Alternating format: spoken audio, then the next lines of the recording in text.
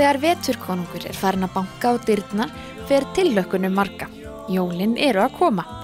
Þá fara krakkarnir í KFUM á Íslandi að undirbúa verkefnið Jól í skókassa sem á stóran þátt í því að færa þúsundum barna út í heimi sanna jólagleði.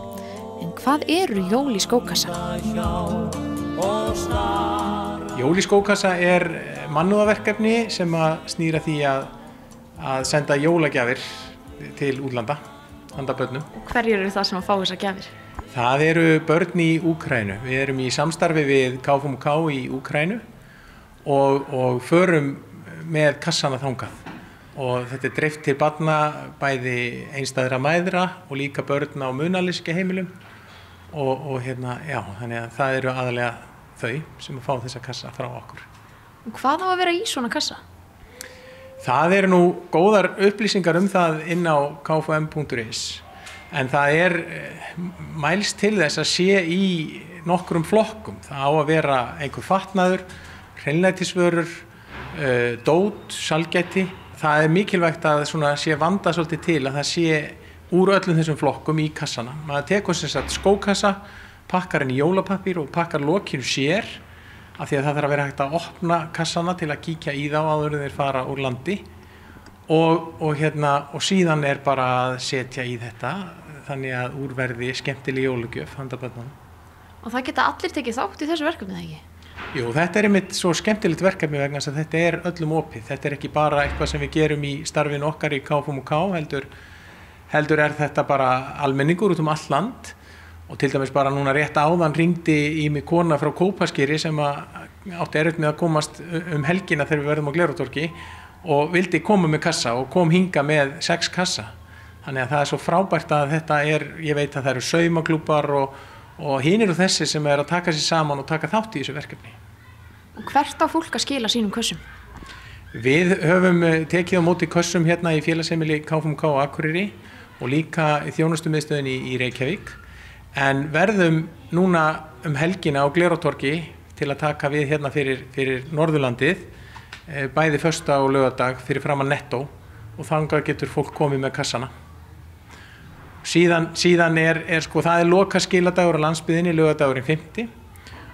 Laugardaginn 12. Svo lokaskiladagur í Reykjavík og það á þjónustumiðstöð KFUM í Reykjavík á Holtavegi 28, það sem verður hægt að skila þar. Það hlýtur að myndast svolítið sérstök stemning á laugardeginum á Glerártorgi þegar allir að skila inn. Geturðu sagt mér eitthvað frá því?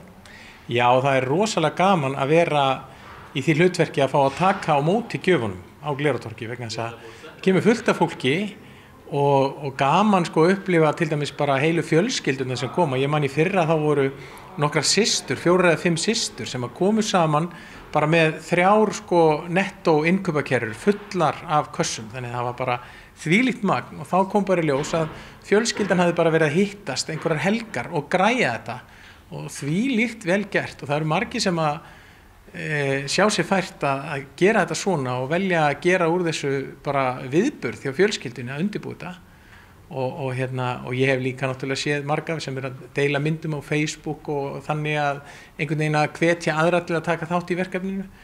En það bara frábært og við erum heppin að geta verið með sjálfboðaliða og þeir á Glerártorgi að leyfa okkur að vera þarna fyrir framan Nettó og taka á móti þessu bæði föstudag og laugardag og það bara frábært.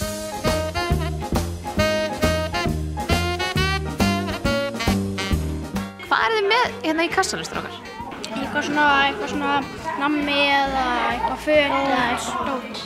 Viltu opna hann og leyfa okkur að sjá? Reikningsbók og einhver bók að lesa og...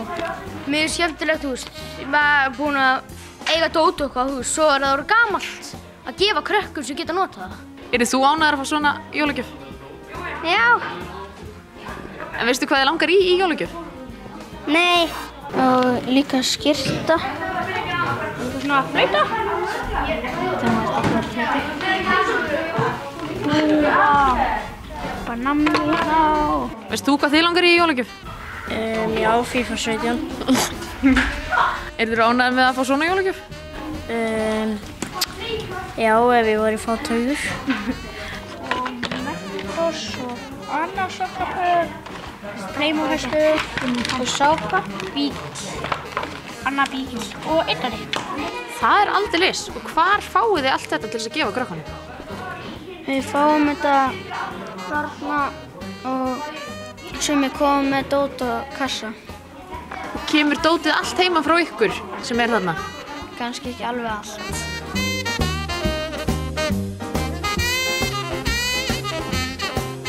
Verkefnið hófst þegar að lítill hópur ungmenna innan KFUM setti sig í samband við samtökin í Úkraínu.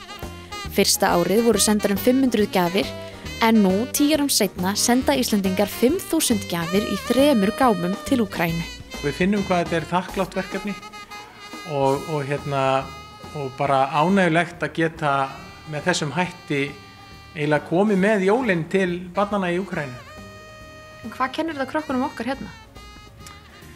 Já, við náttúrulega leggjum á það áherslu við þau að það er sælla að gefa en þiggja og þetta er tækifæri líka fyrir þau okkar börn til þess að hugsa svona, þau eru sum hver að koma með eitthvað sem að þau hafa átt, dót sem þau eru hægt að leika með eða föt sem aldrei voru notuð og enduðu bara upp í skáp og maður svona reynir að benda þeim á hversu dýrmætt þetta verður þessum krökkum sem að fá það.